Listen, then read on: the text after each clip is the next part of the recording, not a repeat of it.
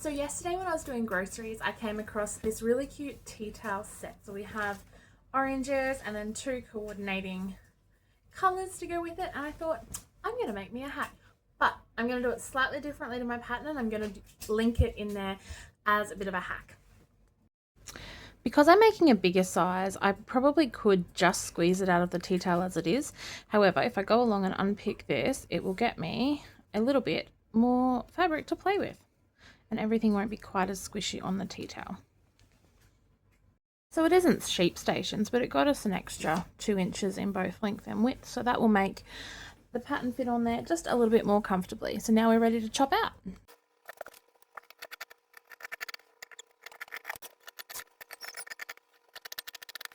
So in the usual version that is the pattern, I'd be grabbing one of each of these about now, lining them up with wrong sides together to make a piece that we would be using then as one, making it so that those raw edges would come out to give us that cute raggy look. However, today I am going away from the raggy look and we're going to have all enclosed seams. So I'm going to keep them completely separate and treat them like basically make two hats, an inner and an outer. So for that, I'm also going to go right sides together and sew down there for a start.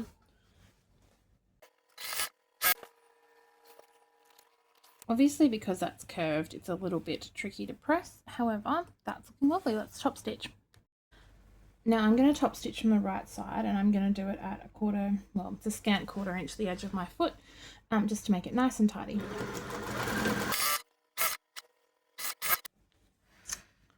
So there we have that.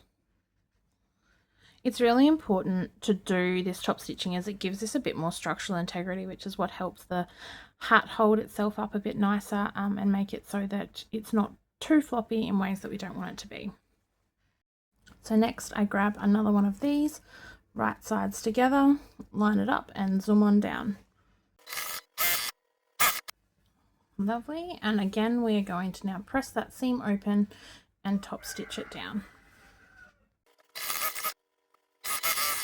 So now we've finished half of the outer of our hat, and we're going to take our other 3 outer pieces and do exactly the same thing again.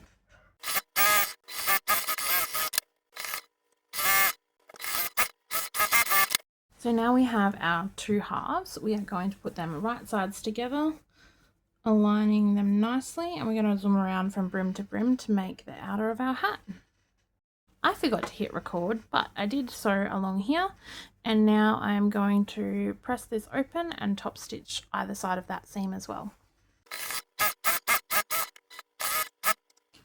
And there we have, here's the outer of our hat finished.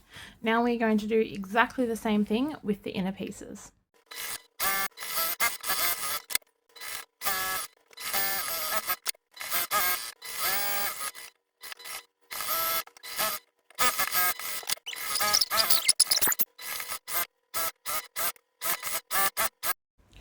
So now we have our complete inner hat and our complete outer hat. So what we're going to do to make them become one is flip one of them, it doesn't really matter which, inside out. Then with right sides together, pop this one in, pin all around, and then we're going to sew the full way around the brim. Now, we are going to leave a little opening, best not to do it near any of those joins, and to do it just somewhere in the middle here, one of these panels. Leave enough open to turn it through. Now through our gap, we're going to turn him through.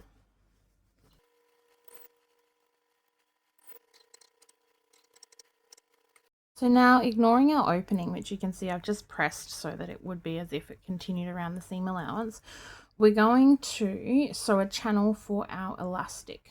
Oh, elastic whippersnipper cord, you know what I mean. So we are going to sew it at a generous 1/2 inch.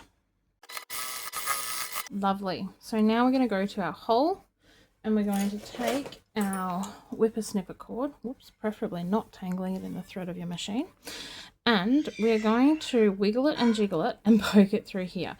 Now this is not the most fun part, particularly as you get to these joins here. However, persist, you will get through, and yeah, it'll be worth it in the end. There we go, see? Persist and it goes through. Okay, I'll see you on the other end of this.